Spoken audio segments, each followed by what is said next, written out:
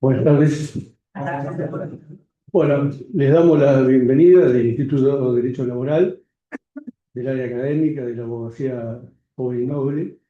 Hoy van a exponer el curso teórico práctico que se viene desarrollando acá en nuestro colegio, los doctores Ari Chaval Fabio y Menestrina Nicolás, jueces de los tribunales de La Plata. Respecto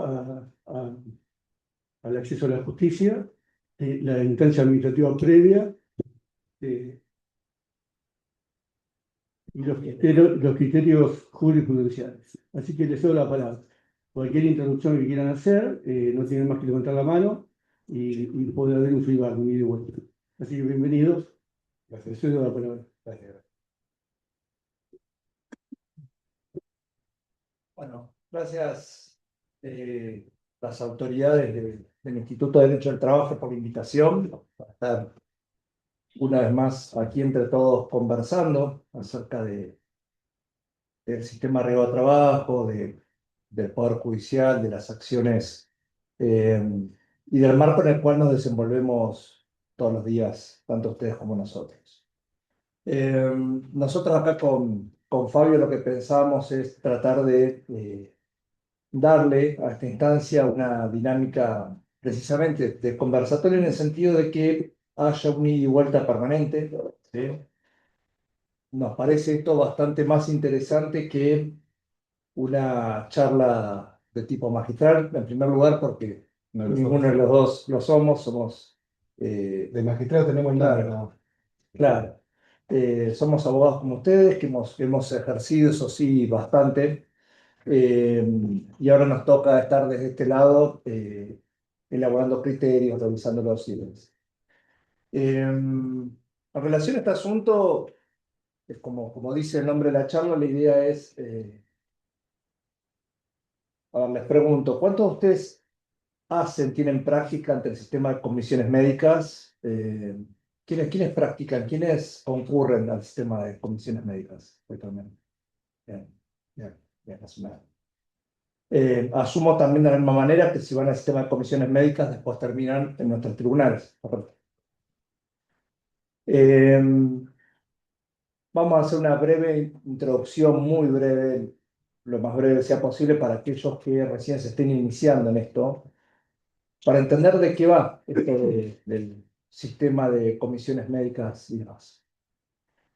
La ley de riesgo de trabajo, cuando se sanciona allí en la década del 90, trae como una novedad, o si se quiere, como su principal novedad, el esquema de seguro obligatorio, que con las leyes anteriores, la 9688 con la 24028, no existía, ¿sí?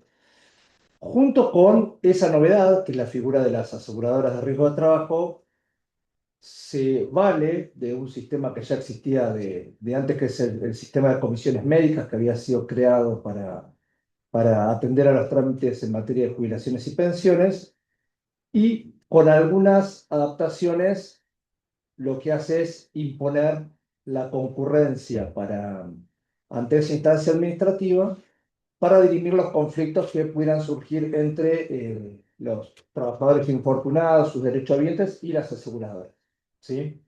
Entonces, primera cuestión que es muy importante poder precisar. Cuando nace la, la instancia administrativa ante el sistema de comisiones médicas, la concurrencia a esta instancia administrativa solamente estaba pensada para los casos de desacuerdo, ¿sí?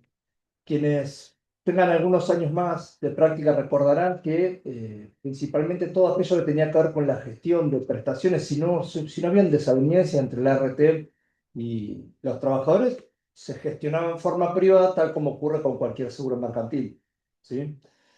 Entonces, primer datos, estaba prevista la concurrencia ante esta instancia solo para el caso de que hubiera un desacuerdo y determinadas clases de desacuerdo.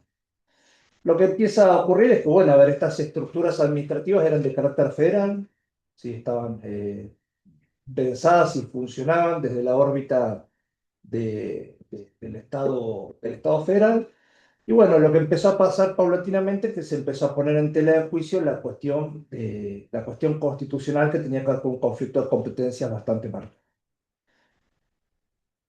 Ya más acá en el tiempo, ya cuando empezamos con Esto sí, sin las mezquindades del sistema, ¿no? Porque después estaba toda la cuestión de mezquindad en relación a las prestaciones y a las contingencias reconocidas. Esto en otro carnet, ¿no? Si no estamos hablando del sistema, claro. incluso la comisión médica en esta desavenencia sin control judicial, o sea, apenas una instancia de revisión ante la Cámara Nacional de la Seguridad Social, lo que implicaba que quería apelar, había un desacuerdo con la RT, iba a la comisión médica y si la comisión médica no fallaba en función del interés del trabajador o trabajadora, tenía que ir a la Cámara de la Seguridad Social, a Capital Federal, a recurrir, a interponer su recurso, lo que era inaccesible a la gente, ¿no? Y sin control judicial. Claro, La competencia federal y la inexistencia del control judicial.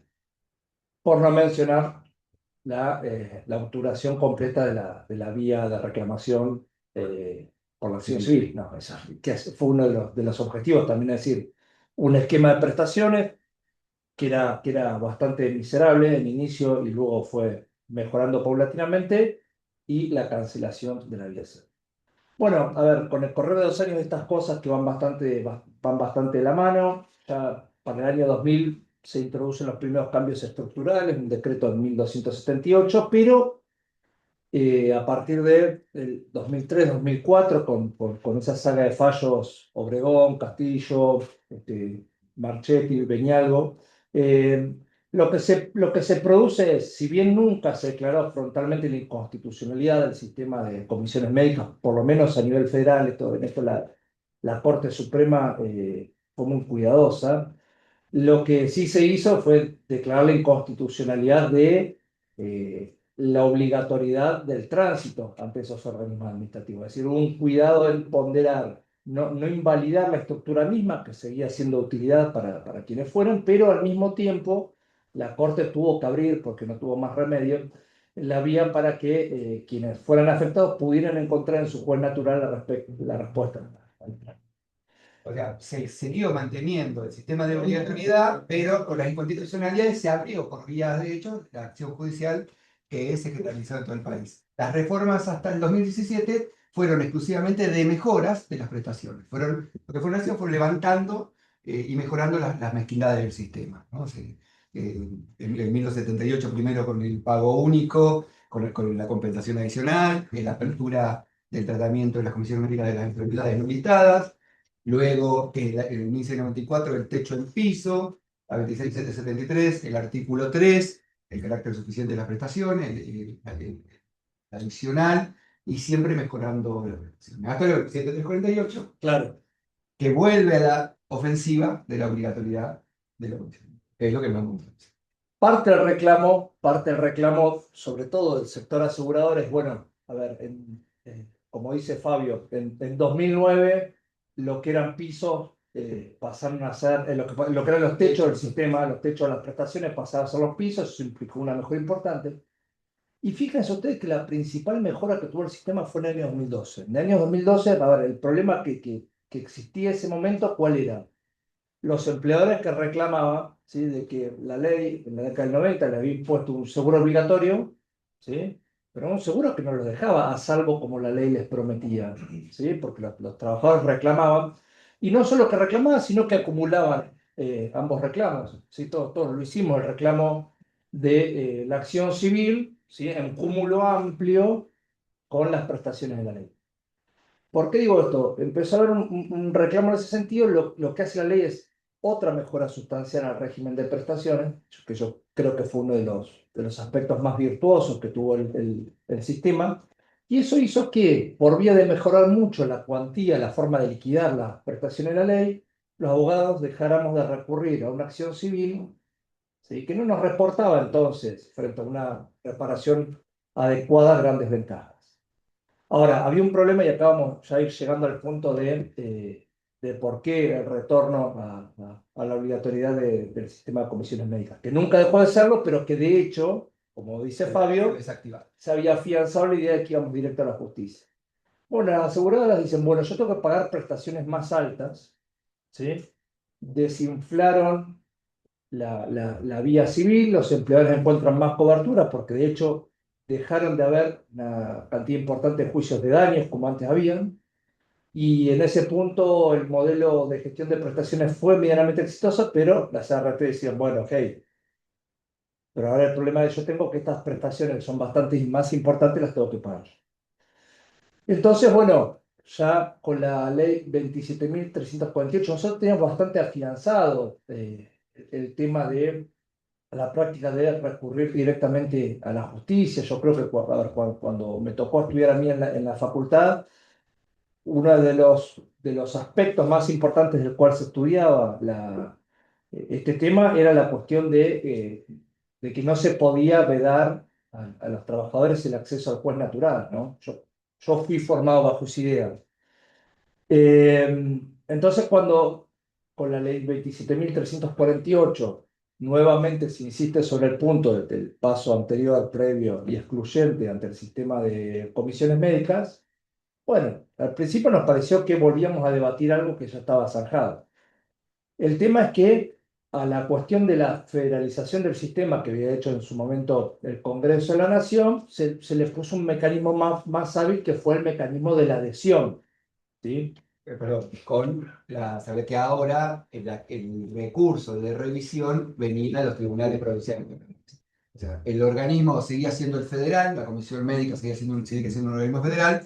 Con la adhesión buscaron licuar el tema de las incompetencias constitucionales, pero la revisión, ahí sí, derogan en lo que era la revisión ante la Cámara Constitucional, o sea, el camino judicial del sistema era comisión jurisdiccional, que no se llamaban jurisdiccionales, antes eran comisiones médicas, comisión médica central y Cámara de Seguro Social. Ahí ya directamente, comisión médica jurisdiccional, tribunal local.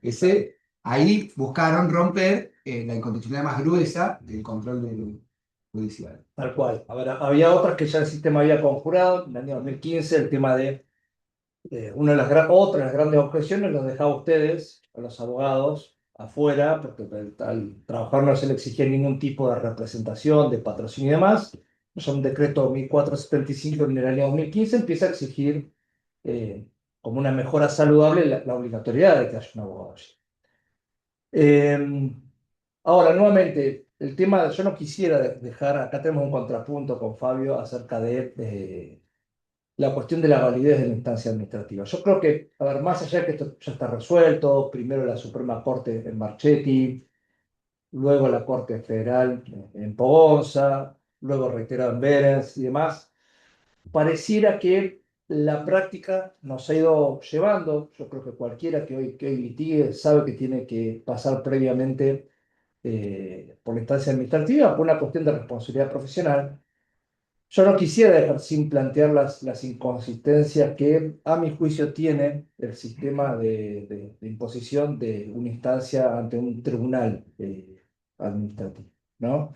Me parece que hay varias cuestiones para plantear al respecto, hay varias cuestiones que están mal enfocadas, a mi modo de ver, en Marchetti y también en Pogonza, que tienen que ver, a ver, en nuestro país en ese punto me parece que ha asumido, tiene una cláusula constitucional eh, completamente inexistente respecto a los Estados Unidos, el artículo 109 me parece que tiene una virtualidad importante en cuanto a que en nuestro país no es trasladable, como la Corte hizo en Pogonza la argumentación acerca del sistema de agencias, ¿sí?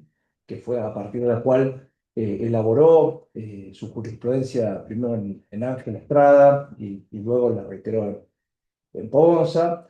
Me parece que ninguna persona debiera tener un obstáculo para recurrir directamente al Poder Judicial. Ahora, dicho esto, La divergencia viene no en cómo funcionan las comisiones médicas, que para mí el grano de desigualdad de armas, la forma de instrumentación de un órgano estatal que está claramente cooptado por una de las partes, donde no hay igualdad de armas, porque mientras la RT va con sus médicos a la comisión médica, el trabajador o trabajadora tiene su abogado y no tiene un médico, si tiene un médico para pagarlo, entonces ahí claramente es inconstitucional el sistema, sino lo que yo difiero es que no necesariamente pasar por un órgano especializado, previo, es inconstitucional. Es inconstitucional en esta forma y en este armado. Pero si tuviéramos una comisión médica que funcionara con la persona trabajadora como sujeto de preferencia constitucional y ahí hubiera igualdad de armas y poder resolver una cuestión de salud después que tiene el alta en 6 meses, llevarse una indemnización razonable por vía del seguro, que es otra cosa que a mí también, frente al daño del, digamos, en este país, con la realidad económica de este país y los riesgos empresariales que asume este país frente a las políticas económicas estatales, tener un seguro y frente a un accidente, un trabajador o trabajadora pueda obtener una reparación suficiente, como dice el 2673, que implica una reparación justa en términos de seguro, en términos de tarifa, no necesariamente sería inconstitucional. Es inconstitucional esta implementación. Esa es el debate, sí, no necesariamente pasar previamente por ahí para la acción judicial puede ser negativo. De hecho, y hay otra no discrepancia, sino ahora en la experiencia judicial que estamos haciendo, el paso previo ha ordenado los procedimientos como para que además podamos ser más rápidos judicialmente. Porque hay toda una serie de pautas que podemos saber que tiene que cumplir las ART en cuanto a prueba e información que trae el expediente administrativo, que realmente es mucho más eficiente para acceder a la realidad del caso que las prácticas anteriores, quizás, y acá por experiencias profesionales, de afuera y de adentro, para el procesamiento de los casos. Entonces, hay cosas que este sistema tiene valorables, que si funcionaran sobre la base de tutela, de la preferente tutela, haciendo valer el 14 bis, yo le pongo la reserva. Entonces, a priori, digo, la obligatoriedad de pasar por un órgano especializado para determinar una situación de salud, su causalidad, su relación con una situación de trabajo, no necesariamente es inconstitucional per se, y que antes de lo judicial pase por ahí. De hecho, la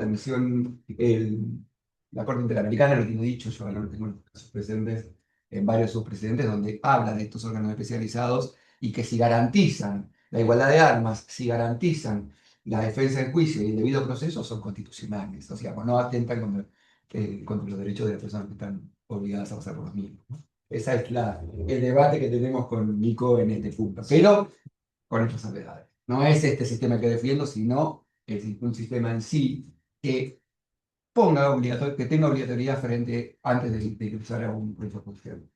Sí, yo por eso les decía, pero después, Sibel, por favor, yo diría como una cuestión de buena praxis de la abogacía, a nadie se le ocurre ir a plantear directamente una demanda a tribunales porque va a salir bien rápido, corriendo. Sí, no quería dejar de marcarlo porque me parece un punto importante. Es cierto eh, que el trámite administrativo ordena muchas veces el debate. Ahora vamos a ver, nosotros tenemos una visión bastante crítica de cómo funciona y creemos que hay hay bastantes planteos que se pueden hacer. ¿Sí? Nosotros por ahí vamos a marcar algunas cosas que nosotros vemos. Yo, por ejemplo, los otros días teníamos una charla acá mismo acerca, quizá algunos de ustedes tienen acerca de una charla de honorarios que se hizo. ¿Bien? Y parte de lo que yo planteaba en línea con la prohibición del pacto de cuota litis, que está vigente y que es todo un tema, yo decía, bueno, a ver, hoy por hoy está prohibido el pacto de cuota litis en materia de, de acción sistémica, según una interpretación mayoritaria del asunto. Pero sin embargo, si ustedes van a ir a la resolución que arregla, la misma resolución que dice que los honorarios de los abogados están a cargo de la RT, dicen que los gastos que irrogue contratarse un médico para que los asesore en instancia administrativa, está a cargo de la PP Parque. Entonces, Fabio dijo como un criterio, igualdad de armas. Bueno, creemos que el sistema de comisiones médicas tiene un problema grave de desigualdad de armas. Por lo menos en qué sentido. Se supone que, por eso yo hablaba de que por ahí lo que la Corte, algunos de los criterios a través de los cuales la Corte tamizó la ley para declarar su constitucionalidad en Pogonza no sirvan para hacer planteos concretos. Por ejemplo, si el sistema de comisiones médicas es válido en términos constitucionales, entre otras cosas por su alto grado de especialización que hace al corazón de la cuestión debatida, y yo tengo una persona trabajadora que tiene que concurrir y no tiene garantizado el acceso a un médico, y no tiene garantizado porque si quiere llevarlo se lo tiene que pagar, bueno, tenemos un problema grave. Creo que ese es un punto en el cual la abogacía tiene, O sea, sobre todo cuando del otro lado hay una estructura profesional que tiene cuerpos médicos súper especializados, ¿no? O sea, además, la contraparte, no es que está el Estado solo, no es un trámite administrativo, pero, con el Estado. Del otro lado tenemos el ART como agente del sistema, es un agente hiperprofesional que tiene todos sus cuerpos médicos, sus auditores, sus prestadores, que van, y entonces ahí frente al trabajador o trabajadora lesionada, está en temperie. Entonces no hay igualdad de arma en absoluto. Pero supuestamente es así, Fabio, porque la ART hoy en día el traumatólogo te ve por una llamada. Entonces, ni siquiera hay una posibilidad de que el propio trabajador o trabajadora tenga conocimiento de qué funcionario lo está atendiendo. No tiene ningún tipo de amparo, ni de derecho, y tampoco nosotros tenemos también para eso, porque de ese lado no hay respuesta, no te la brinda tampoco Sí, este sistema poderoso. fíjense ustedes, digo, volvamos, por ahí ya ha fracasado nuestro intento de cambiar aquí en la provincia de Buenos Aires la doctrina legal de Marchetti, lo que la Corte Federal ha dicho y ha reiterado en Ponce. Fíjense ustedes la importancia de lo que plantea aquí la compañera. El sistema de comisiones médicas valía por el alto grado de especialización. Ahora resulta que el tránsito de efectos, ni te ven por una cámara. Digo, parece ser que no está funcionando de una manera muy alineada con la promesa, por lo menos con lo que la Corte veía y leía acerca de cómo se acomodaba el sistema a los estándares de, por ejemplo, Ángel Estrada, a los cuales además los hizo entrar con forceps, ¿no? En cada caso, analizando. Pero ahí hay planteos para hacer. Bien, yo no sé, queríamos... Es una introducción así de genérica. Ahora vamos a pasar a algo, vamos a tratar de ser prácticos para después avanzar con la posibilidad de cómo hacer los planteos. Yo creo, bien. Primer punto. La instancia previa obligatoria es solo ante las comisiones médicas jurisdiccionales. Está bien. Es solo ante las comisiones médicas jurisdiccionales. No hay obligatoriedad de pasar ante la comisión médica central. ¿Esto qué significa? Que solamente una vez que concluimos el trámite, y vamos a ver cuándo concluye cada uno, porque hay variedades, o sea, hay algunas diversidad en la tramitación, ya después que concluye el trámite en la Comisión Médica Jurisdiccional, ya está el acceso en cualquiera de las tramitaciones obligatorias ante la comisión, ante el Tribunal Laboral Local, ¿no? Después vemos cuáles son los requisitos. En la provincia, la ley de adhesión, ya esto, bueno, ya esto es un power que hice allá por cerquita del fallo Marchetti, que es 17 de 1 del 2018, es cuando se publica, es cuando entra la vigencia. Después hay algunas cuestiones hubo debatidas en donde no había permisión médica o no, donde se había instrumentado o no el servicio de homologaciones, porque las comisiones médicas antes del 27348 no tenían el servicio de homologaciones, entonces ahí hubo algunas discusiones respecto de cuándo efectivamente entraba en vigencia, pero hoy ya, 2025, no tenemos relevancia. O sea, si hoy 2025 están preguntando esto, tiene un problema de prescripción. Sí, hay otro tema, o sea, no es relevante. Pero bueno, ese artículo 1, primero, la instancia obligatoria. Por el artículo primero, y ya establece y empieza a delimitar qué es lo obligatorio. Y la obligatoriedad de transitar la vía previa son para los casos de determinación del carácter profesional de la enfermedad o del accidente y la determinación de la incapacidad, que son supuestos diferentes que van a abrir vías distintas. ¿Esto qué implica? Que no es obligatorio los trámites que están en la resolución 179 como de divergencia en el alta, divergencia en las prestaciones, reingreso o tratamiento, y después vamos a ver algunas situaciones particulares, como por ejemplo el caso de muerte, de indemnización por el fallecimiento. Para mí no entraría tampoco en una consideración, creo yo, la enfermedad no listada. A la consideración. Para mí no entraría y sería acción directa. Lo que pasa es que entra en términos general de determinación de carácter profesional. Y el 410. No está regulado por el decreto 179 de 2015 y la parte recursiva por el 1475. Para mí la diferencia, digamos, bueno, después lo vamos a ver, pero para mí lo que no exige ahí es un acto de cierre. Nada más. La obligatoriedad del paso lo tiene porque se tiene que expresar la comisión médica. Lo que no exige ahí para la habilitación de la instancia es el acto de cierre que tienen todos los demás. Pero bueno, es un debate y hay un planteo, hay Sí. que plantea eso. De todas maneras, hay un punto interesante para debatir.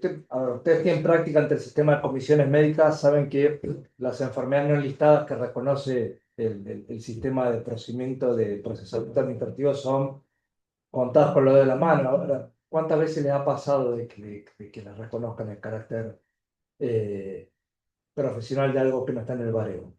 Muy pocas veces, digo. Yo creo que también en ese punto el otro día lo conversamos. Ustedes vieron que sin que sea similar, por favor, es simplemente una analogía de estructuras.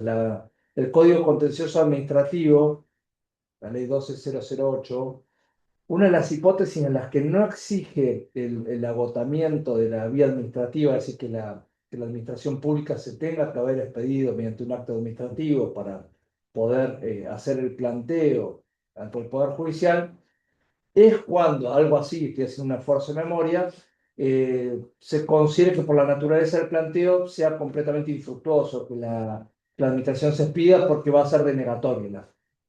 Yo lo que me preguntaba con el tema de las enfermedades no enlistadas, si uno a partir de estadísticas no podría hacer un planteo similar.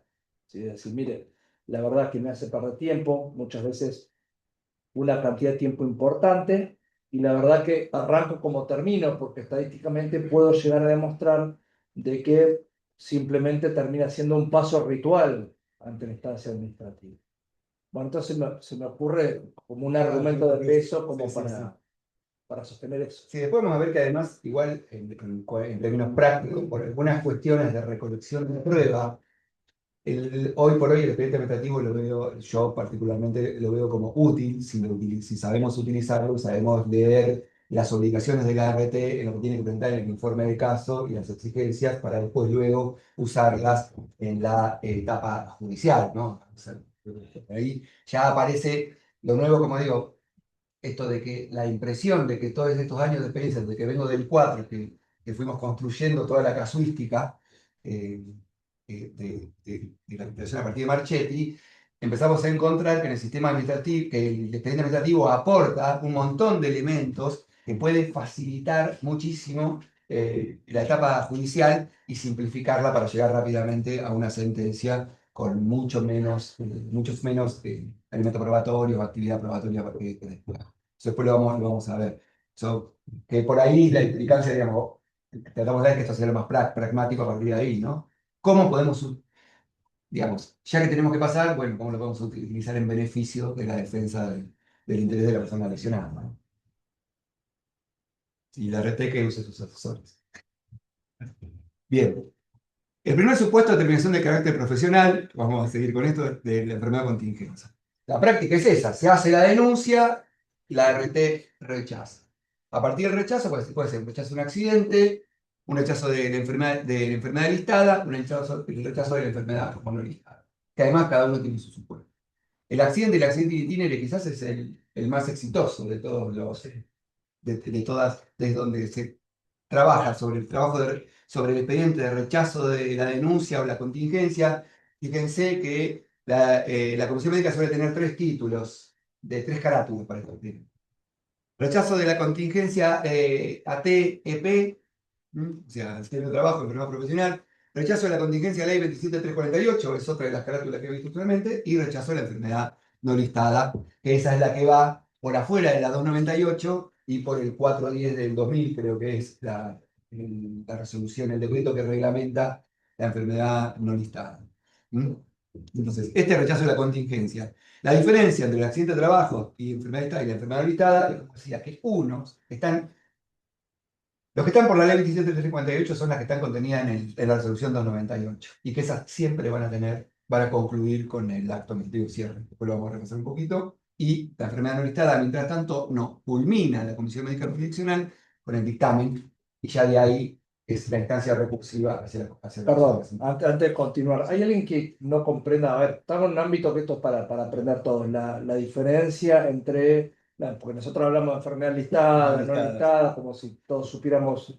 ¿Hay alguien a quien le esté creando problemas esta clasificación o todos van bien? ¿Saben de lo que estamos hablando? Bueno, no, asumimos que Asumimos vamos bien, que entonces. vamos bien. Las primeras clases, Ah, ya se explicó todo. Listo, cierto. Bien. Liano, por lo menos, sé que algo. El segundo supuesto es determinación de la incapacidad y las correspondientes prestaciones dinerarias, que lo dice la norma, ya son, es cuando tenemos una contingencia reconocida. Esto después lo vamos a ver a los fines del proceso judicial, cuando ya pasamos, o sea, si a nosotros nos llega un expediente donde tenemos un procedimiento administrativo de determinación de incapacidad, es porque la naturaleza laboral de la contingencia de que se trate no está discutida. Eso implica una actividad después para el inicio de la acción diferenciada, ¿no? Porque bueno, si tenemos que probar el accidente in itinere, si tenemos que probar el accidente de trabajo, si tenemos que probar la enfermedad profesional o la enfermedad no listada, por digamos, la existencia misma de la enfermedad, la existencia de la agente de riesgo, o estando todo, la exposición de la persona al agente de riesgo que lo enferma, son actividades diferentes que si eso ya no está donde vamos a discutir que o IBM, si no está, si está discutido, o el quantum del daño, de la incapacidad, o eventualmente alguna secuela no contemplada que es por la comisión médica, que es otro de los elementos. Si tenemos un accidente de trabajo, un accidente in pero la red trató sobre la rodilla, lo que es usual, y de repente estaba también el tobillo o estaba el hombro por la caída y solo trataron la rodilla, entonces vamos a tener que manejar una amplitud de secuelas, pero no la naturaleza de la contingencia. No vamos a discutir qué es laboral. Esto ya es algo que determina estos trámites, ¿no? Después tenemos dos trámites acá. Determinación de la incapacidad. ¿Qué presume la determinación de incapacidad? Si tenemos un trámite de determinación de incapacidad, es porque la ART concluyó la etapa de convalecencia de ILT con una alta con incapacidad. Cuando tenemos alta con incapacidad, la ART ya podría ser ella la que inicia, y si inicia la ART del trámite de determinación, va a ser el de determinación de incapacidad. En cambio, el de divergencia de determinación de incapacidad, podemos tener los dos supuestos. Podemos tener un alta con incapacidad donde la ART no instó el procedimiento de determinación de la incapacidad, entonces lo insta la parte, o un alta, lo más usual, un alta sin incapacidad, ¿no? Esos son los supuestos más gruesos que tenemos y que tenemos que tramitar. Y un poco ahora, ¿cuándo se encuentra cumplida la etapa? ¿Qué es lo que habilita? ¿Y qué es lo que necesariamente hay que presentar con el inicio de la demanda? Es el acto administrativo de cierre. Hoy por hoy, con el acceso digital, como consejo, es el expediente completo. El expediente completo, incluso les digo, aporta mucho al conocimiento del tribunal. Si no, bueno, nosotros, creo que ustedes también, nosotros lo estamos pidiendo ya en el primer auto, ¿no? En el primer 5 dispusimos, sale el primer auto, venga el oficio, sale el oficio, cosa que cuando esté la contestación de demanda, ya tengamos el expediente administrativo cuando no lo acompañaron y ya resolvemos mucho en conocimiento, ¿no? Entonces, vamos a ver cuándo hay acto administrativo. Lo vamos a ver. Accidente de trabajo in itinere, enfermedad listada, accidente de trabajo, siempre van a tener, cuando es el rechazo de la contingencia del TUP o de 27348 o determinación de incapacidad, siempre vamos a tener el acto de cierre, ¿no? En el supuesto de enfermedad no listada, no lo vamos a tener. No hay acto administrativo, es lo que adelantamos. Esto, más allá de Emiliano el debate, igual lo es, si no lo pasan en general, creo que es doctrina de los 5, que es obligatorio, entonces hay que pasar. Más allá de la divergencia, como buena práctica, hay que pasarlo porque lo único que logramos es perder tiempo. Yo creo que con esto, en general, lo que es introducción, ¿qué nos queda para decir? ¿Qué nos queda para ver? Bueno, antes de pasar a otras cosas, ¿alguna duda, alguna consulta, aporte, crítica sobre esta temática? Puede ser una El plazo de consulta. 60 días nos queda. Bien. Eso. El plazo de 60 días. ¿Tienes punto dos? En El plazo de realidad, 60 días nos queda. mi pregunta iba a ser por una vinculado y el tema es una problemática que hay muy actual, que es la superintendencia que desde mayo, junio a la fecha, por lo menos en la experiencia de muchos, ha puesto el freno de mano y lo está fijando frente a la audiencia. Algunos pueden interpretar malintencionadamente que esto puede estar vinculado con la modificación de los baremos y una especulación respecto de esperar a principios del año próximo para que con la nueva vigencia de los baremos y las nuevas determinaciones ahí se fija la fecha. Y eso Sea como sea, hoy la situación es que expedientes iniciados en mayo, abril, junio, a la fecha, no tienen fecha de revisación, lo cual podría dar lugar a planteos por silencio de la administración. Tomo por una inquietud de los colegas de la semana pasada y bueno, quería saber qué es lo que o cómo lo administran los tribunales este tipo de situaciones. Digo porque quizás en los últimos años esto se produjo un poco, en la experiencia previa conversábamos muchas veces durante la pandemia, sucedió mucho esto, había mucho retraso. Cuando íbamos a la administración, planteando el silencio, lo primero que hacían los tribunales era oficiar a la superintendencia. No sé qué trata. No, En el, perdón, en el 4 no pasaba eso.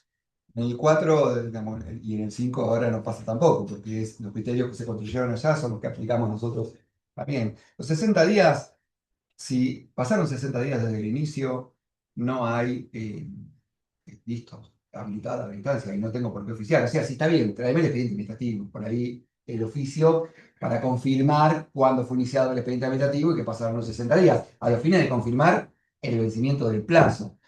Pero no, el debate que se generó en su momento, que discutimos adentro, es cuándo es la primera fecha.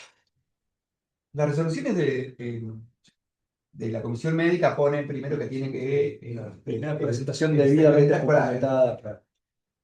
En lo que construimos nosotros, que creo que tenemos una diferencia con el Tribunal 1, tengo el caso ahora para referirlo, pero, ¿sí? Es que una vez que el secretario técnico letrado dice que están cumplidos los requisitos para estar en trámite, la fecha es la del inicio. Siempre. No se puede supeditar al proceso, a la voluntad de la comisión médica y a la coyuntura del secretario técnico de su laburo, a ver cuándo ellos dicen, eso debería hacerse al día siguiente, a los 2 días, a los 5 días, si lo hace 3 meses después, no importa. La fecha va a ser siempre, y eso en 4 supongo que sigue manteniendo ese criterio, ese criterio, no sé. Sí, nosotros tenemos el mismo criterio, de nuevo, va a parecer que estoy volviendo siempre al mismo punto. Me parece que uno de los grandes argumentos por los cuales nos decían, bueno, miren, esto de tener una instancia administrativa por la cual usted tiene que concurrir de manera obligatoria es, mire, es un lapso muy breve, prorrogable por otro lapso igual, que es igualmente muy breve, cotejado por lo que son los tiempos del Poder Judicial. Ahora, en la medida que se esté volviendo un obstáculo, me parece, a nuestro criterio, sin duda es habilitar la instancia. Mantener a una persona marginada de la posibilidad de venir a hacer un planteo al juez natural por fuera de los plazos de la ley, me parece que, por fuera de los plazos máximos que la ley establece, me parece que es una interpretación que por lo menos fuerza el texto de la ley y la pone en contra de las disposiciones y de las garantías constitucionales. Aparte, eso es una de las finalidades del sistema, fue una de las banderas del 27348, esa automaticidad en la búsqueda de las prestaciones. Entonces, no hay criterios restrictivos ahí de ninguna manera. La ley, o sea, basándonos en la ley, no hay posibilidad de tener criterios restrictivos de interpretativos en los criterios. Así que el plazo habilita. La fecha es la de la presentación. La única condición sería que tendríamos que verificar si no se escribió el secretario letrado, que no es lo usual es que se haya expresado ya, que esté cumplido debidamente, iniciado debidamente el trámite, que podría como una formalidad haber, pero habría que ver, porque incluso, incluso en el Tribunal 4 en su momento se trabajó con la idea de informalidad, de informalismo, y el tiempo como un elemento relevante. En las primeras épocas de Marchetti, por ahí llegaban a una instancia de interlocutoria recién trabajada la litis, con 2 años de proceso y 1 año antes de comisión médica, y ahí, listo. El marco de la informalidad y el tiempo transcurrido en el marco de la automaticidad se quedaba acá, aunque hubiera cumplido irregularmente el paso por la comisión médica. Eso es un elemento que para nosotros juega. No sé si juega para todos, pero sí para nosotros juega. La divergencia con el Tribunal 1, que creo que la primera presentación debidamente cumplida la tiene con el dictamen del secretario técnico. Me parece que ahí el plazo para ellos creo que empezaría, habría que confirmarlo. Después lo confirmamos para la, pero estoy seguro que en la conversación que tuve con ellos pasa ahí Pasa en por ahí. Bien. Tenías una. Sí, ¿En qué caso será prorrogable y durante qué periodo? son 30 días. Normalmente en la práctica, por lo que vemos en los expedientes, la prórroga viene después de la audiencia médica para realizar otros estudios. Normalmente el fundamento es, hace una revisión, el médico que revisa dice, bueno, no, acá necesitamos un estudio más, se mandan a hacer esos estudios y eso es lo más usual que he visto en expedientes. No sé si hay alguno que tiene alguna otra experiencia en ese punto. Lo que No, pasa eso cuando una cuestión de urgencia de la fecha de siniestro, también puede pasar que lo mandan a la parte jurídica. Ya tiene Bien. experto, bien, es eso. pero no, y no es tan usual tampoco. No, No es tan usual.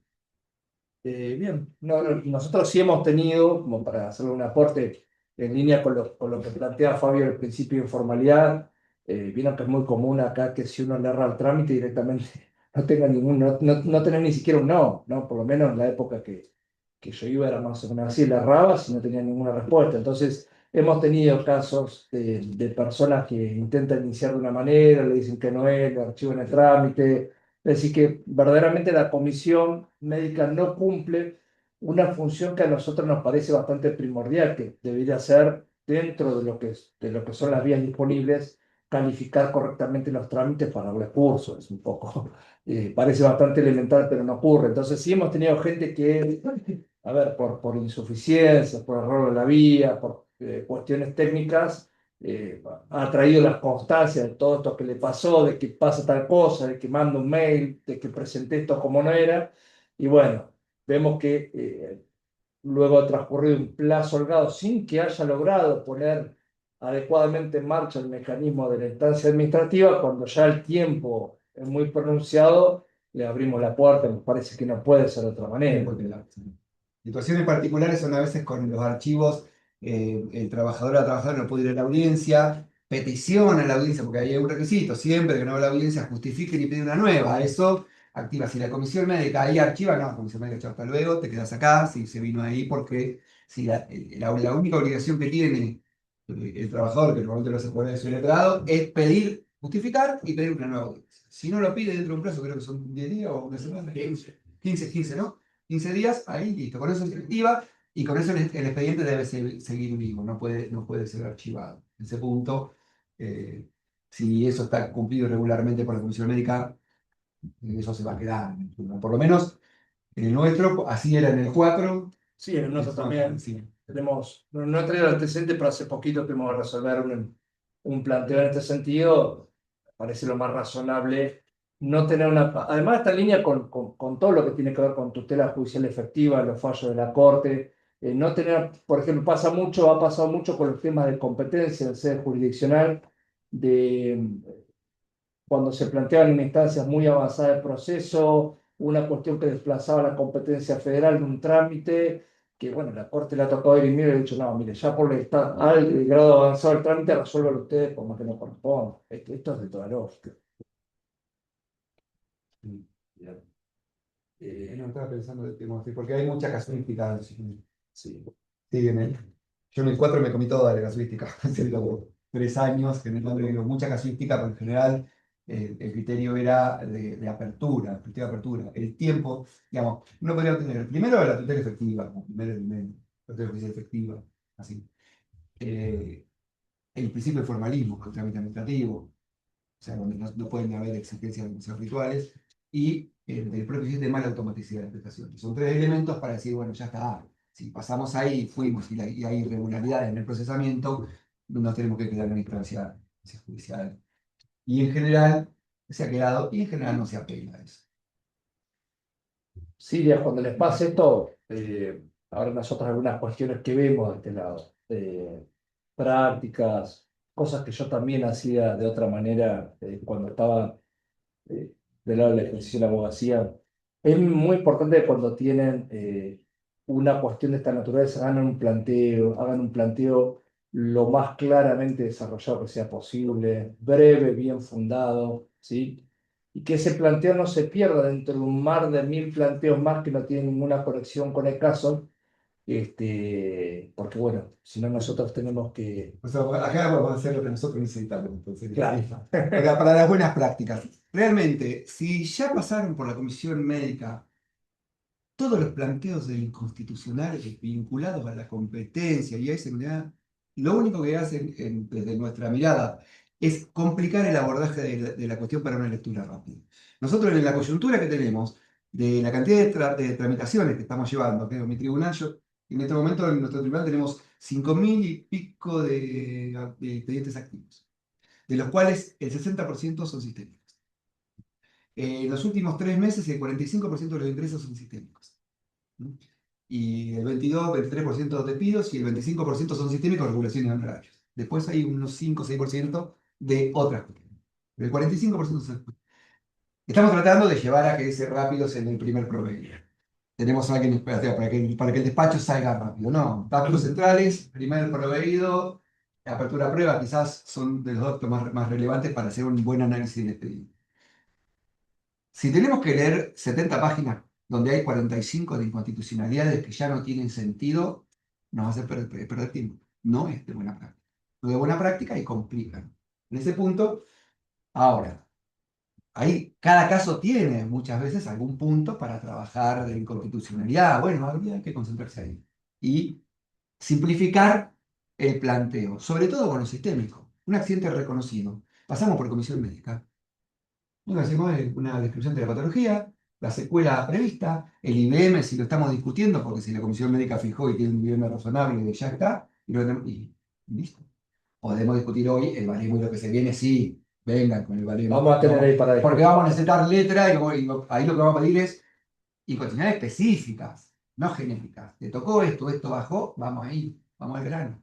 Para que nosotros después podamos abordar con precisión, con congruencia, para que la Corte no nos diga que no podemos declarar la inconstitucionalidad de oficio y nos limiten. Pero, a ver, créanos, hoy una buena demanda de una cuestión de prestaciones, la mayoría de las veces no tiene ninguna cuestión constitucional concreta, ¿sí?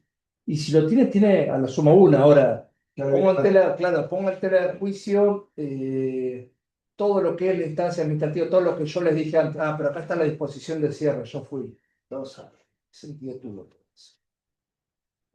Yo no, porque sí. Perdón, con respecto a lo que recién llamaba Fabio, por ahí es práctica común, por ahí bien vista, por ahí que el tribunal, el primer despacho antes de la apertura de prueba, sea instar a las partes a la depuración de la prueba. ¿Verdad? Nosotros estamos pidiendo, como no podemos cumplir con el 38, porque por la coyuntura, por la cantidad de causas, dijimos, bueno, vengan las partes y manifiesten. El 38 dice, oídas las partes, el tribunal fiscal de ontología. Bueno, las oímos.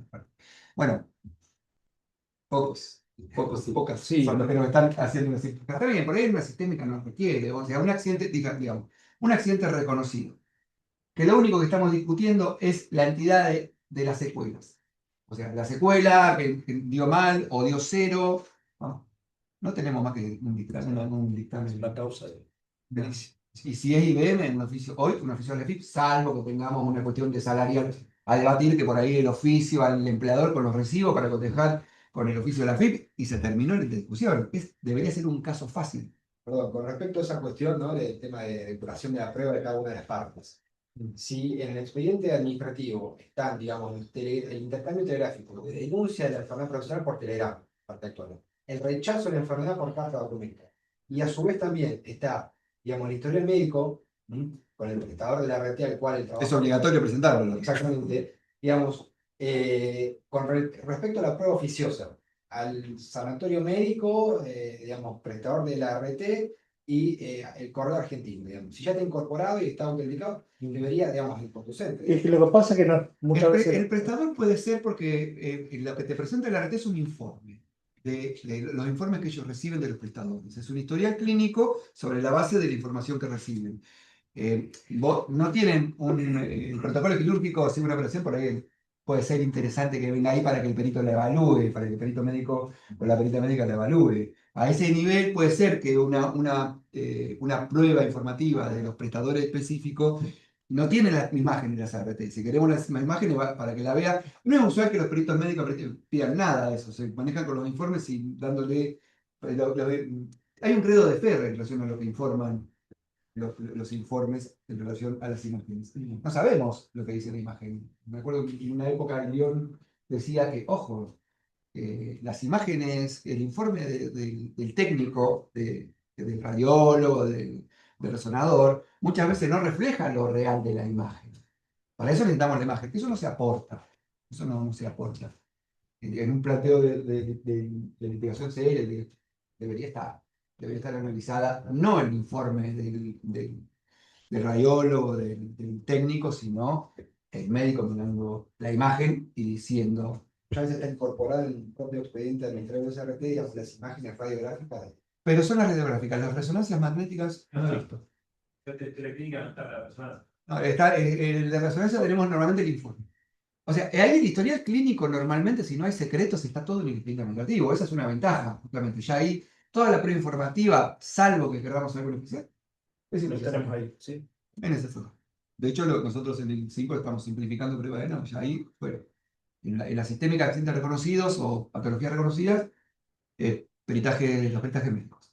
Y oficio AFI, ya no hay contable, todo tratando de, digamos, la automaticidad de las prestaciones, le hacemos volumen a la ley. Vamos a tratar rápido. Después tenemos un cuello de botella, necesitamos sacar 700 sentencias por año para estar al día. Estamos lejos. No sé si hay alguna otra pregunta, si no avanzamos. Tenemos el otro tema, yo con esto, no sé, hay algunas cuestiones, alguna cuestión práctica de esto de habilitación a instancia. Pero una consulta respecto al caso cuando está el trabajador sin licitación. ¿Cómo? No lo hablamos eso.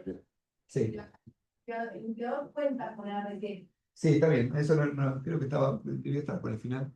Bueno, esa es una cuestión bastante particular. Acá tenemos una pequeña divergencia también, Sí. pero de práctica, de práctica.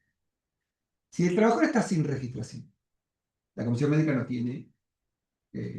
tiene competencia para... De hecho, lo que resuelve. No tiene competencia para resolver eso. Entonces, el trabajador sin registración con empleador sin ART, claramente, vía judicial. Claramente vía judicial. Ahí no hay nada, no hay obligatorio. La discrepancia por ahí con Nico un poco es porque pareciera que es si el empleador tiene una ART, la ART puede ser demandada directamente.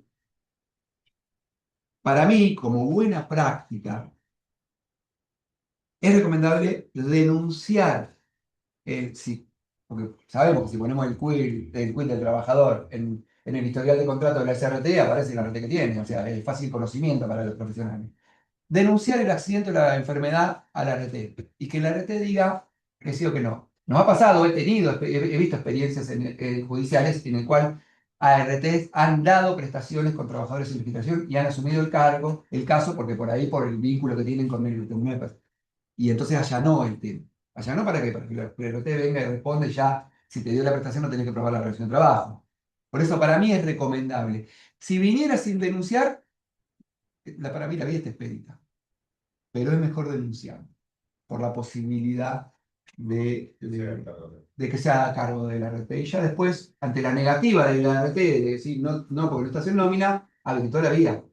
La respuesta de la RT habilita la vía. ¿Qué hizo Comisión Médica en este caso? Lo que decía la Comisión Médica. Para prueba. Claro, claro. Todo y hagamos lo mismo. Claro, para prueba, está bien. Eso es buena práctica. En tu comisión, también por el tema de plazos, de que estoy accionando, y después sí, Lo que nos da es un marco más claro acerca de los contornos del litigio judicial. Sí, fíjense, a ver, cada uno elabora las soluciones. Yo les dije, yo tengo un sesgo judicialista en mi cabeza, entonces en mi forma de razonar, cada vez que le puedo allanar y venga directamente a la vía judicial, yo entiendo que eso garantiza de mejor modo. Ahora, Pero yo veo como las ventajas de los que puede aportar el expediente administrativo al proceso judicial. por eso mismo, eso no se puede. Bien. No te lo archivan, ya. no tiene proceso varios. Sí. Enganché así con el artículo 28 y le mandé a la RT, rechazo, y además tengo el empleador, entiendo los dos. Hay lugares, si no me equivoco, el uno, por ejemplo, que te exige al menos o el archivo o el inicio o algún tipo de paso por comisión médica cuando el trabajo en negro. Al menos nos pasó al menos el uno.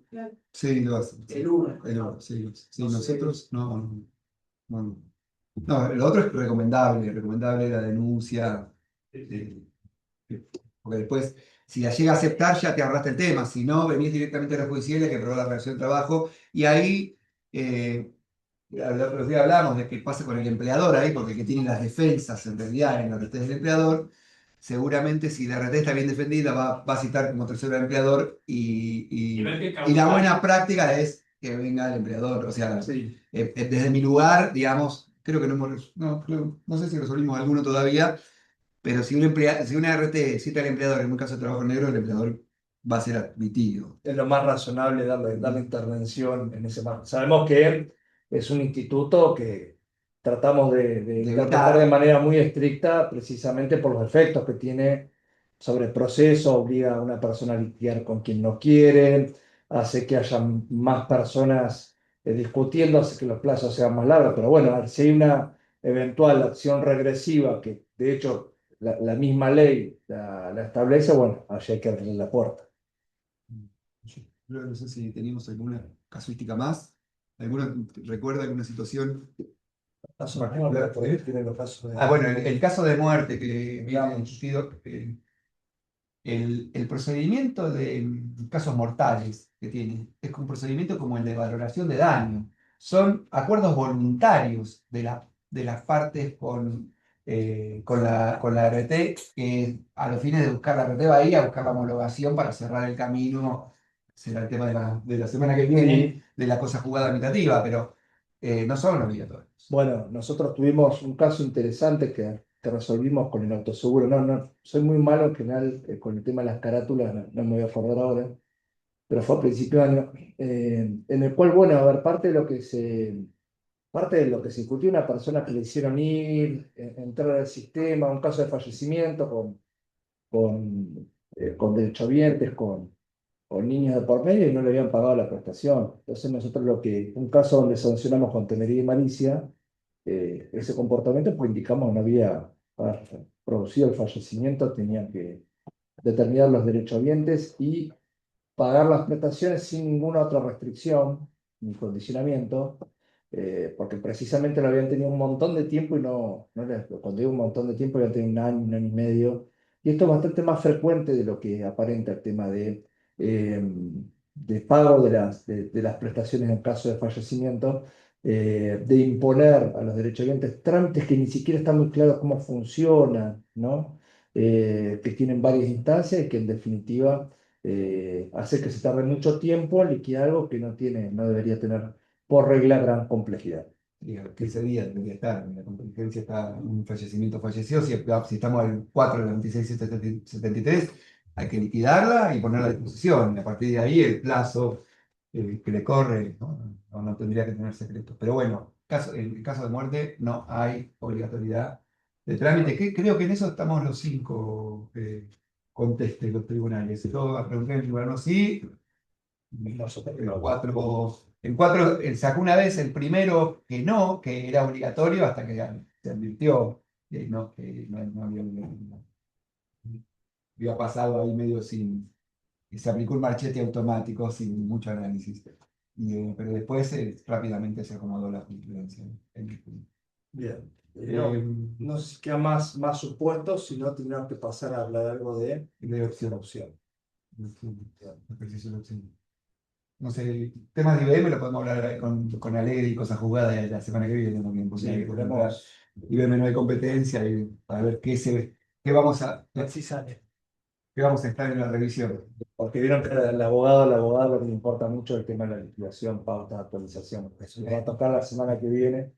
Creemos que tenemos mucho para decir. Eso hemos estado trabajando bastante, es uno de los temas que más hemos estado trabajando.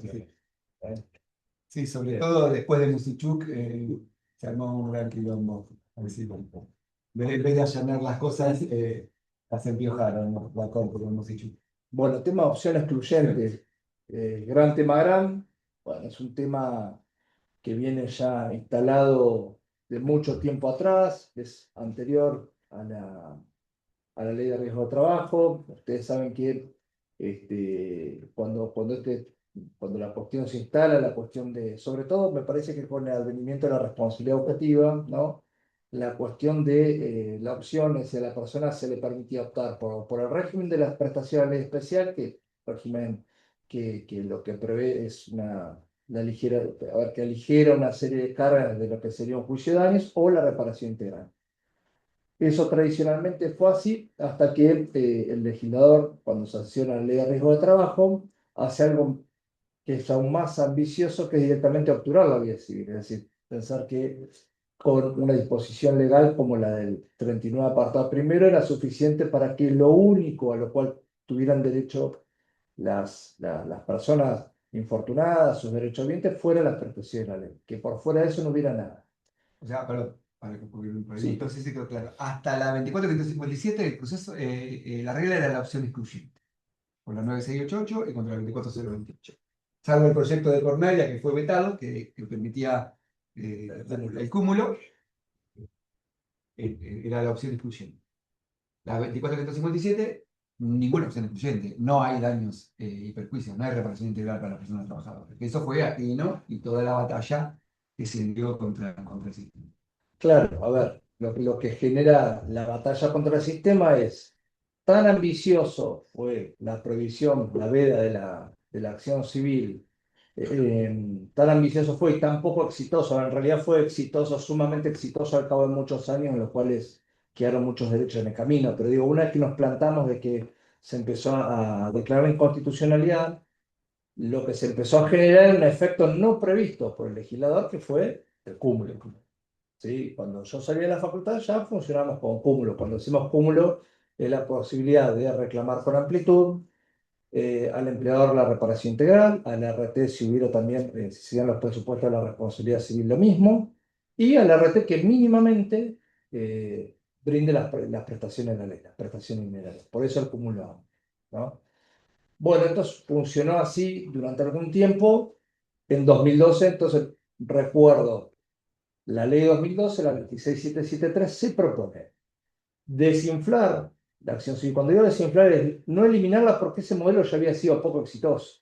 Si ya había pasado lo que había pasado. Entonces, desalentarla, digamos. Y ahí viene un paquete de cosas para desalentar la acción civil. La principal, si se quiere, es la opción excluyente.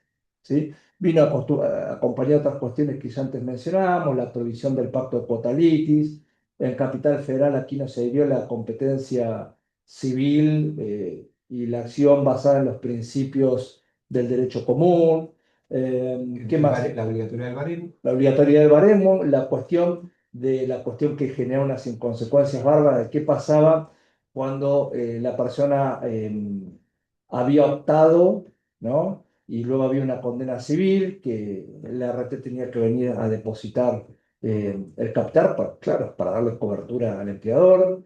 La cuestión de que también trataba de desalentarla, no solo la prohibición del pacto de cuota litis, sino que además establecía que la base regulatoria para los honorarios iba a ser la diferencia entre lo que resultaba en las prestaciones y la condena. Bueno, todo un combo que vino, por un lado, con una mejora importante del régimen de prestaciones dinerarias, ¿sí? Pero por otro lado, El contrapeso eran el criterio de suficiencia y automaticidad por el artículo 1, ya principios que van a regir el régimen que no estaban, y la movilidad de los pisos, por un lado, la actualización, incluso actualización, ya salimos de la 23928, porque el sistema se corre en 23928, y la indemnización adicional del artículo 3, cubriendo otros daños, con la pretensión de cubrir otros daños que va a aplicar el 20%. opción excluyente, bueno, a ver, la opción excluyente entonces empezó a ser colocada en el centro de la escena, en este contexto que hay una causa Vera, ¿sí? Es de tu tribunal cuando trabajas vos. Vera, Isabel. No, es el fallo anterior. El fallo Es anterior a que el fallo pero es del tribunal 4. Un fallo donde Como siempre, Rodolfo Martiarena es un líder en los leading case. Fue el primer fallo que declaró inconstitucional el artículo 39 de la LRT en el país, en el año 2000, no, en el año 96. Y aquí haciendo punta nuevamente, declara la inconstitucionalidad de la opción excluyente.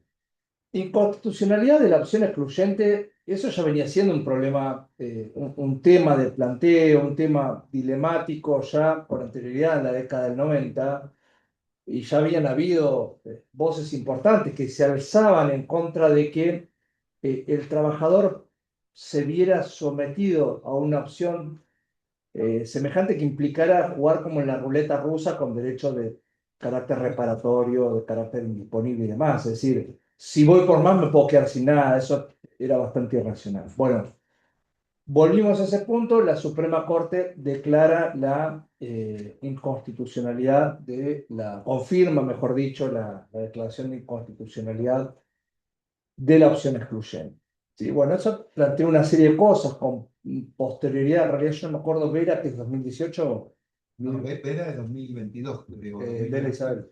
2021-2022 el fallo, el de la Corte. Bien, El tema es que la casuística es anterior a la 27348 y ahí hay una salvedad que mencionan que entonces el propio fallo de corte que habla de la 27348 sin poner en juego el sistema y no se sabe qué iba a pasar con otras situaciones que creo que la opción con acuerdo creo que va a ser el dilema sí, que no está resuelto por Vera, que es cuando hay un acuerdo administrativo, si ese acuerdo administrativo, la cosa juzgada va a alcanzar o no el daño y perjuicio.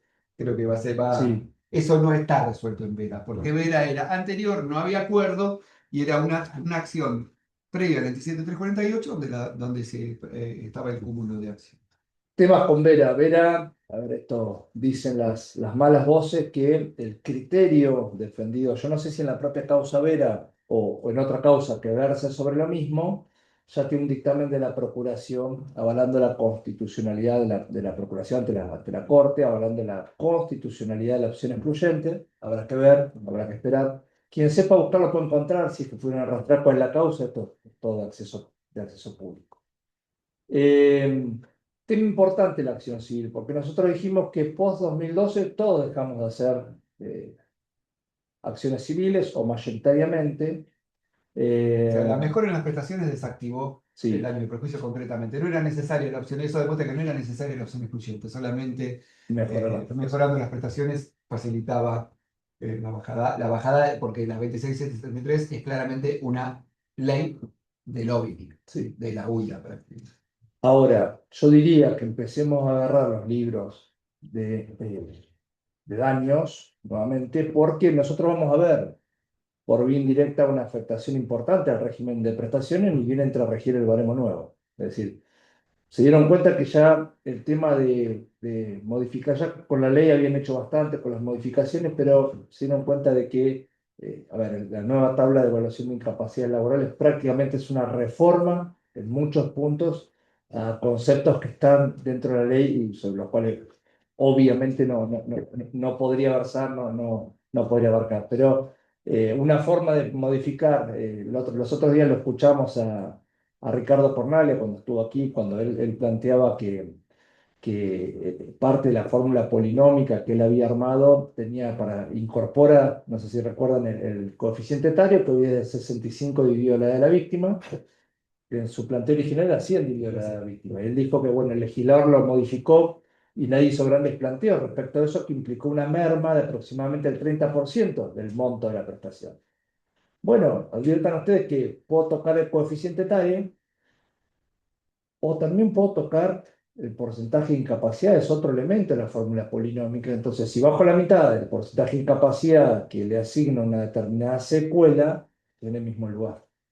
Por lo tanto, yo creo que una de las posibles respuestas a futuro, hay varios caminos posibles, va a ser el retorno a la acción de daños. Acción de daños en las cuales los baremos no nos constriñen en modo alguno, ¿sí? Como si a priori sería en virtud de lo que marca el artículo 9 de la ley 26773, el 659 hoy mismo. Esto respecto de la opción, no sé si... La opción, por ahí podremos, como estamos en habilitación, la Corte la Corte Provincial tiene sostenido que hay que pasar por la comisión médica antes para hacer la opción. La opción se ejerce por el artículo 4 del 9673 luego del dictamen de la comisión médica. La ventaja de eso es que ahí nace el caso de prescripción. No hay caducidad, digamos, hoy no hablamos de caducidad porque la caducidad por ahora con Magliano la tenemos saldada, veremos qué pasa, pero en principio la caducidad es inconstitucional y no tenemos, ya no estamos constreñidos el plazo de 90 días para iniciar la acción Sí, judicial. perdón. Mala noticia también con Mariano, yo soy portador de malas Sí. noticias. También hay una causa, ese sí lo vi, en el cual la Procuración ante la Corte indicó que es constitucional el plazo de caducidad con firma de Víctor Abramovich. ¿No? Ya un poco La Corte conocía. Nacional no es doctrina, veremos lo que hace nuestra Corte. Tal cual. No es doctrina obligatoria, nosotros no pero veremos qué hace la Corte de la provincia. Ya no está Hitters que decía que era doctrina obligatoria. Vamos a ver esto que no sé qué piensan. Tal cual. En principio, entonces, también para iniciar la acción de daños, cuando seas corrupción o no, hay que esperar el cierre del trámite administrativo, de estos trámites administrativos obligatorios. Ahí lo que sí, ahí tenemos 2 años, la norma está clara, como un Sí. detalle ahí. Sí, a ver, a diferencia de, si bien la acción de año está más clara la forma de contar los intervalos al efecto de la prescripción extintiva que con la sistémica, a ver, ahí vamos a tener un punto de partida indefectible, que muchas veces vieron que, no sé si a ustedes les ha pasado el tema de que terminamos poniendo el punto inicial del cómputo de la prescripción a falta de mejor prueba el día que viniera al tribunal a otorgar la carta poder, no, cosas de ese estilo, pero quiero decir, ahora eso ya no les va a pasar, ahora van a tener un hito bien marcado a partir del cual va a empezar a correr su Analizar la plazo. acción de porque ahí ya no importa la primera manifestación invalidante, ya no importa nada, sino que tenemos el acto administrativo de cierre como inicio del cómputo. Ahí se desactivó el Código Civil, en la acción civil desactivar el Código Civil, para poner restricción, ¿no? Sí, sí. Ahí. Eh, Después hay cuestiones del daño, de los daños y perjuicios que puede estar vinculado a la cosa juzgada, ¿no? ¿Qué pasa si hacemos acuerdo y venimos con la opción? Pero eso lo podemos hablar el siguiente encuentro, la claro. semana que viene, de ahí si podemos acceder. ¿Y alguna cuestión? Yo no sé si nos queda más temas y si no, los temas que Tenemos, ustedes no. propongan, tenemos todavía Podemos hablar, sí. un ratito si es Yo sí que. estaba pensando en un punto. Sí, Una consulta de un caso.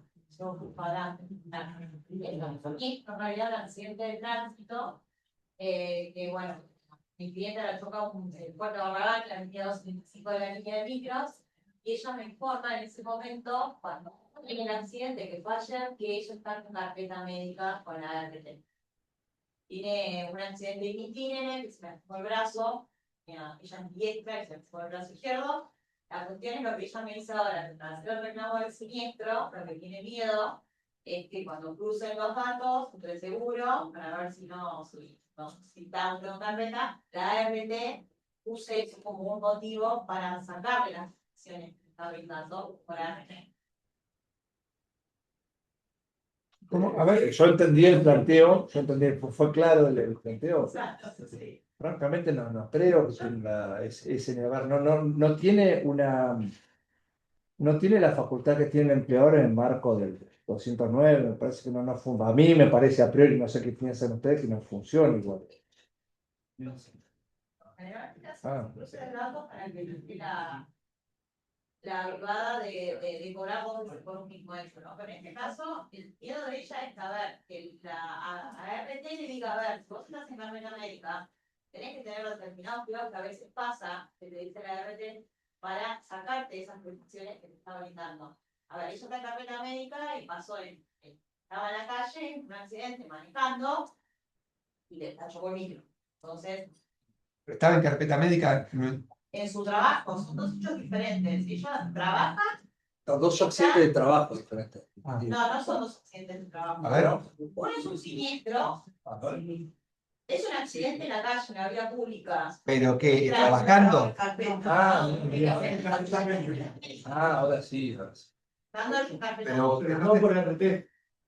Ella estaba por RT. Sí. ¿Y en qué contexto ocurre el nuevo accidente? ¿Yendo a la RT? No. No. No, es cierto. Claro, no tener un accidente. No tener una acción de trabajo. La RT no tendría Ahora que sí. decir nada. O sea, supuestamente entiendo. No, salvo que A lo que yo la condición de la prestación de la RT sea que ustedes están habilitados para, hipotéticamente, para presentar O sea, la profesión médica de la técnica, bueno, hay que estar lugares físicos, movilizables. O sea, es muy complejo, ¿no?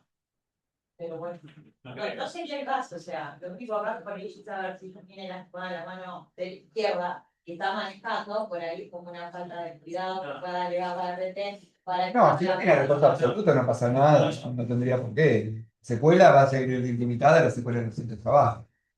Creo que haya ningún. No, no, lo que habíamos hablado como para conversar un poquito es esto de la utilización, sobre todo el tema de. Hay algunas cuestiones vinculadas a la resolución 9 del 2018. Ah, sí, sí, sí, sí. Ahí vamos a un tema importante que quería. Sí, que queríamos conversarlo porque es relevante para el trabajo de la prueba cuando estamos con enfermedades profesionales, no listadas.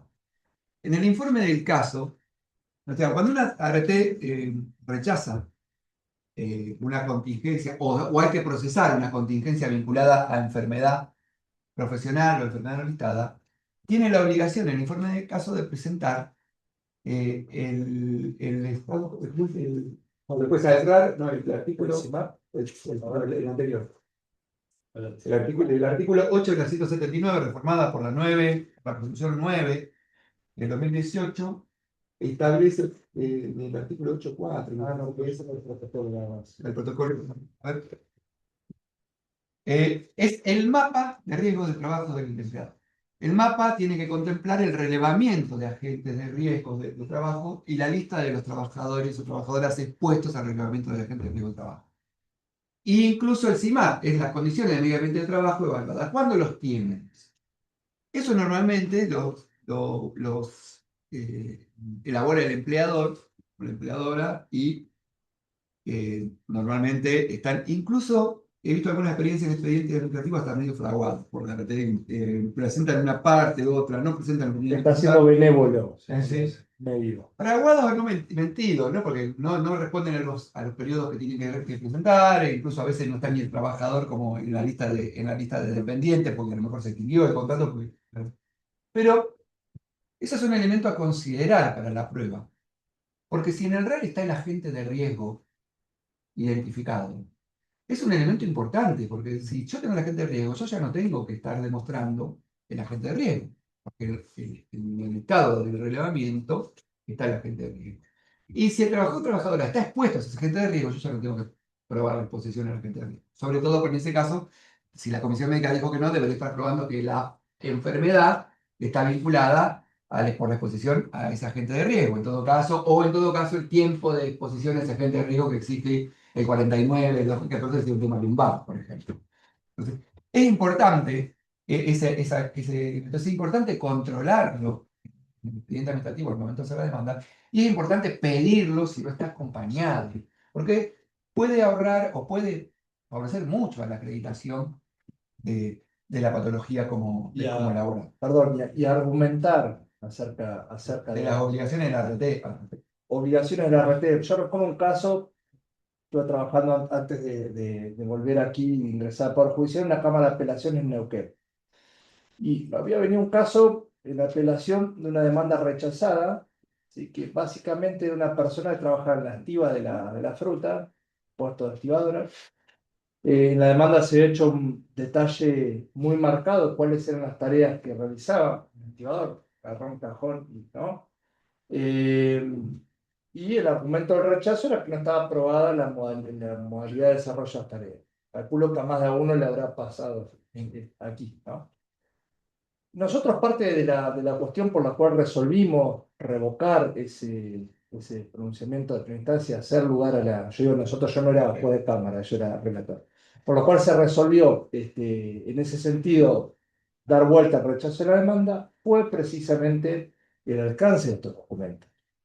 ¿Sí? El alcance de estos documentos y el hecho de cómo impactan estos documentos que son gestionados por el empleador, pero deben ser controlados por la RT. No es que se limita a recibirlos sin más. Por ejemplo, cuando nos viene un relevamiento de agente de riesgo que dice el trabajador no está expuesto a riesgo alguno, que es muy común, y que es una forma de fraude, porque yo no conozco ningún trabajador, ninguna circunstancia que sea impoluto, que esté excepto de estar expuesto a algún tipo de de riesgo, a ver, de lo psicosocial, de lo económico, digo, ya por el hecho de estar sentados aquí estamos expuestos a algunos tipos de riesgos. Entonces, en ese caso, la importancia que le dimos a esa documentación, a que esa documentación esté inserta en resoluciones que marcan determinadas cargas adjetivas en el procedimiento, fue importante a la hora de administrar el fracaso probatorio. Decíamos, teníamos un plexo de pruebas bastante exiguo, ¿sí? Que el juez de la instancia había considerado como insuficiente para tener por acreditado las tareas, y nosotros, en un contexto, insisto, de un detalle muy marcado de tareas, esa es una tarea que me parece siempre hay que hacer en estos casos, detallar mucho, tareas, acciones, pesos, movimientos y demás, eh, se terminó revirtiendo la desestimación de esa demanda. Esto es un tema que muchas veces no tenemos planteos, pero deberían ustedes tenerlo en cuenta cuando ocurre, y ocurre con mucha frecuencia, que muchas veces no tenemos testigos, no tenemos buenos testigos.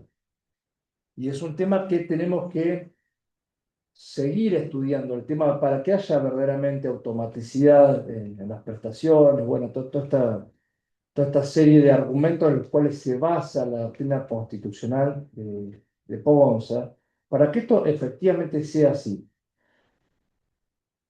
En un ámbito donde se está discutiendo cuáles son las tareas que desarrolla el trabajador, no debiera ser una respuesta lícita del ART, no lo sé. Niego porque no lo sé.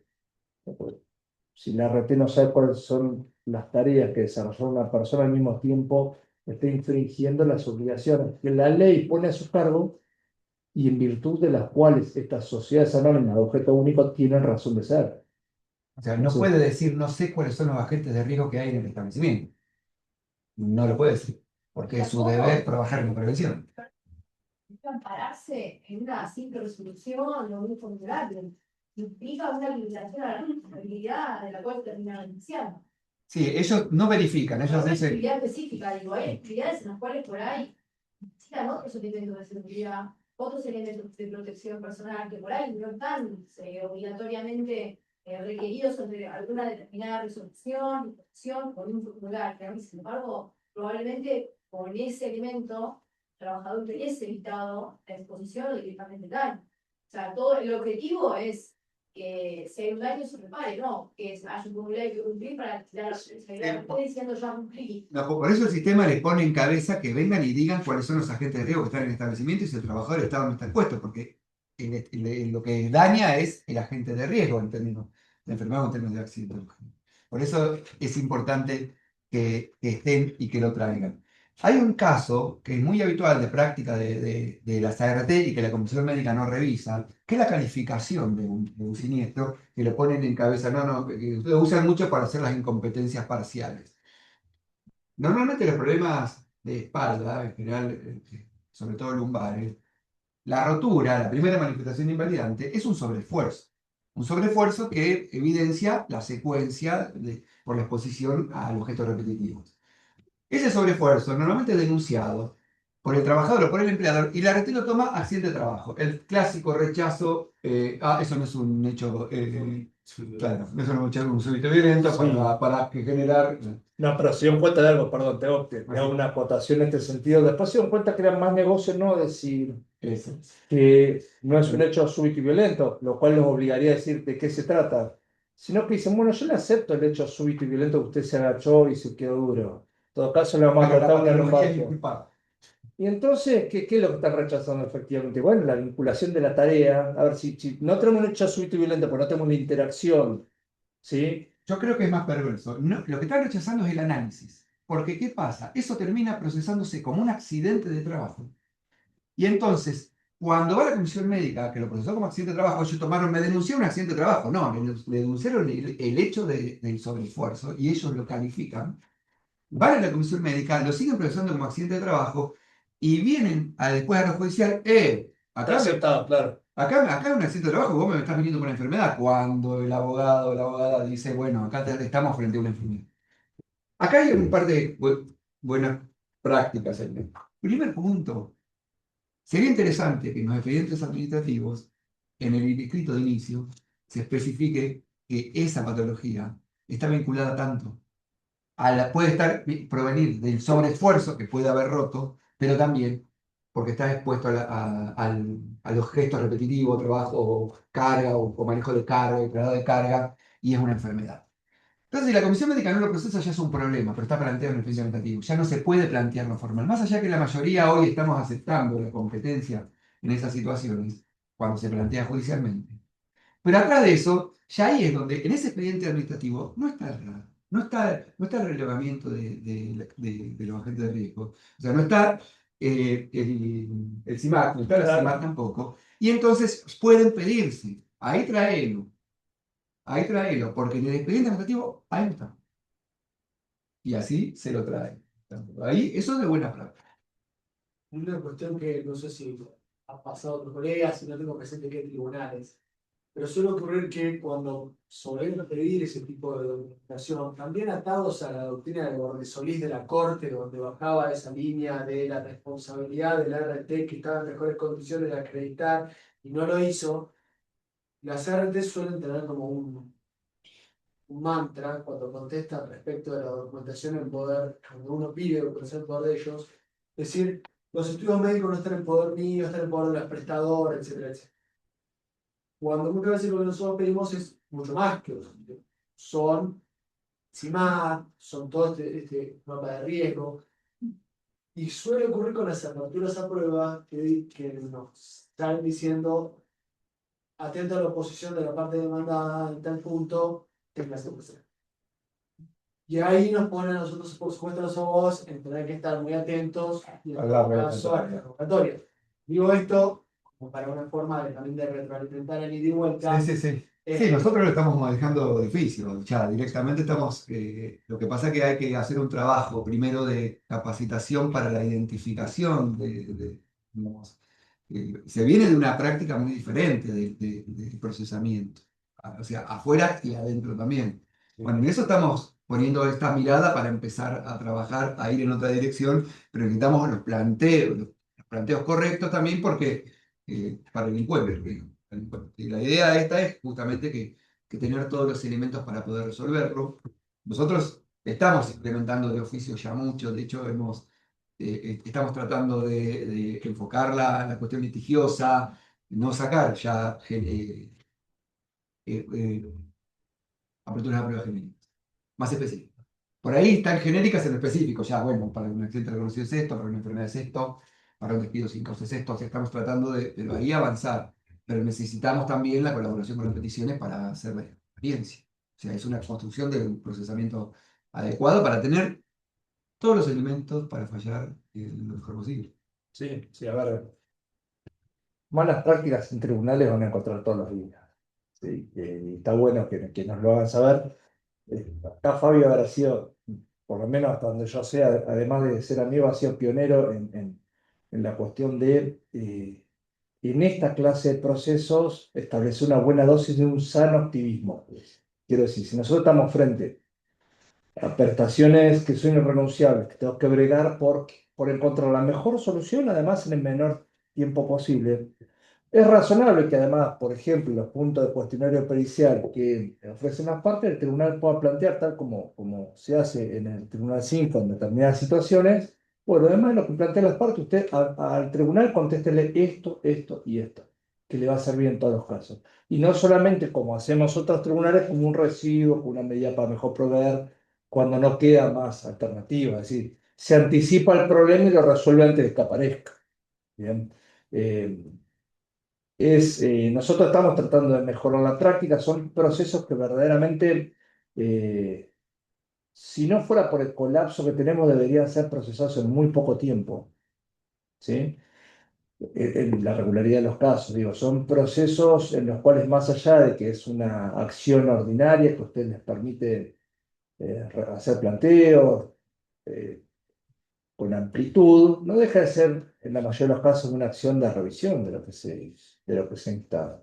¿Sí? De revisión con criterio amplio, obviamente sin restringir pruebas, sin restringir planteos, pero bueno, entendemos que estas prácticas son necesarias. Perdón, un comentario breve con respecto al reglamento de agente de riesgo que lo trabajamos anteriormente en el panel en navidades anteriores. El reglamento de agente de riesgo, por lo general, digamos, digamos, la retero adjunta está vacío, digamos.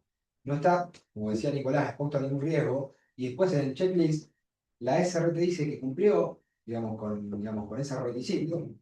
Rechaza porque no hay fundamento científico, digamos. La cuestión también es ahí, porque no hay elemento probatorio del trabajador expuesto al agente de riesgo. Y caemos indefectiblemente muchas veces, porque si hay prueba de pericia sobre higiene, por ahí va a pasar lo mismo. Caemos indubitablemente en una audiencia de vista de causa, probando, digamos, la Sí, cuestión lo que yo competitiva. creo que nosotros tenemos que tomar ahí es empezar a tener sanciones punitivas a la aseguradora por esa práctica.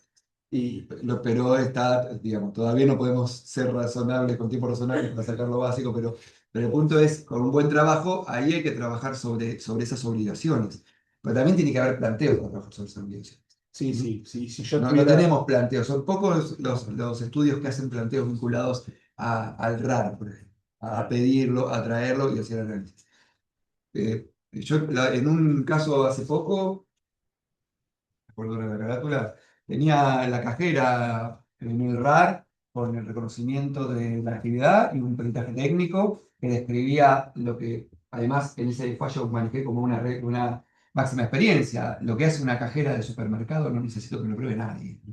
Porque la vemos todos yendo a un supermercado. O sea, cuando ves un hipermercado, sabes que es más masivo. Y lo ves que me tenés que explicar el movimiento. Si ya lo sé, Sí, a lo sumo puede ser que me traigas para decir, no, la silla estaba hecha mierda siempre, no había, pero la exposición a la gente de riesgo, de gestos repetitivos, de los miembros superiores, de una cajera. Bueno, como estaba en la cajera y le dije la parte que y sugerí, para mí esto es suficiente. Hablé con mis compañeros antes, ¿no? Era suficiente y sacamos el fallo con el RAR. Analicen este anexo. Y el peritaje, perdón, y el peritaje técnico que describía, además tenían apoyo para, no sé lo que puede decir la Corte frente a eso, ¿no? Pero para mí es suficiente. Una consulta en este caso. Estoy en esa etapa de determinación de la incapacidad, donde la RT ya aceptó la contingencia, brindó las prestaciones, dio el alta con incapacidad y no la planteó la RT, la planteo yo, la determinación, y contesta la RT que no la hizo porque no le corresponde, porque el empleador anuló el contrato antes del accidente del trabajador. Un tema de no seguro. Sí. Se plantea. Claro, dice que fue en noviembre la anulación y en enero fue el accidente. Hay que ver los plazos. Pero ya, o sea, la RT lo aceptó. Hay toda una discusión porque la norma, una de las reformas, que no me acuerdo cuál fue, la reforma establece que durante 3 meses la RT tiene que dar las prestaciones y eso no implica una aceptación del evento y después tienes uno seguro. Ahí hay toda una discusión. Yo traería al empleador también en todo caso. Sí. Al 2. Yo traería al empleador. Después así y digo, las alegaciones respecto de esa normativa que habla de las prestaciones durante 3 meses y no cubrir el seguro. Pero hay que ver el caso en particular, finito, y ahí hay una serie de lagunitas. Sí, ver si tenés otra importantes. RT. Ver si tenés otra RT con la cual tuviera un contrato vigente al momento de la contingencia. Eso. Con el quit del empleador, metes en el historial de contrato del SRT y te aparece el historial de contratos de ese empleador a ver si en el momento del accidente no tenés otra RT. Sí, claro, si ya había contratado otra o si estaba sin RT, porque sería un caso de no seguro que puede prosperar. Habría que ver la casuística y el tribunal. Ahí. Yo digo, a veces es un tema gris que no puede quedar sin tutela. Pero bueno, hay todo un debate ahí. Porque hay reformas regresivas, ahí hubo reformas regresivas. Antes la RT cubría y ahora no. No me acuerdo cuál fue la reforma. Sí, no recuerdo con precisión, pero sí, sentido. Hay una reforma así, que solo establece, concluido el seguro, el rescindido del contrato, lo que sea, durante 3 meses hay prestaciones. Eso no va a implicar aceptación en los términos sistémicos porque te va a decir no hay seguro vigente. Más de 3 meses. Y ahí tendrías que evaluar. tendrías que ver si tenés otra RT. tampoco a ver, no te olvides que este es la misma discusión del seguro o no seguro, si bien matizado con esto que dice Fabio, el alcance del deber de despedirse del artículo 6 del decreto 717 es análogo al alcance del deber de despedirse del artículo 56 de la ley de seguros para los seguros mercantiles. Ahí hay toda una discusión enorme acerca de las implicancias del silencio, la ausencia de rechazo tempestivo, es decir, si abarca también a la vigencia de la cobertura. Es decir, si yo no tenía un contrato vigente en un momento, pero emplazado no dije nada, bueno, hay una parte de la doctrina comercialista que va a decir que el seguro responde igual, de la misma manera que hay una parte muy importante, si se quiere, preponderante, que va a decir que si no hay seguro no se activa la carga. Bien. Fíjate, Por el 6 del 77 tiene la obligación de decirte te acepto o no te acepto la contingencia. Si no te lo dijeron desde ese debate. Pero bueno, hay un problema ahí. Hay un problema. Tendrías que verificar si no había otra RT, porque si hay otra RT, te lo resolvéis yendo a la otra RT. No sé si quedan otras preguntas. También la semana que viene tenemos otro encuentro, con lo cual también pueden haber muchas preguntas que surjan luego de que vayan macerando lo que hablamos hoy. Bueno, si no hay preguntas, comentarios, si no nos arrojan nada, nos vemos la semana que viene, donde sí les prometemos que tenemos bastantes cosas tal vez menos descriptivas y con más carga de valoración, en las cuales podemos reflexionar mucho juntos de lo que hemos estado pensando y haciendo respecto al tema de la cosa juzgada, de liquidación. Bueno, ahí tenemos tanto trabajo. Bueno, nos vemos la semana que viene.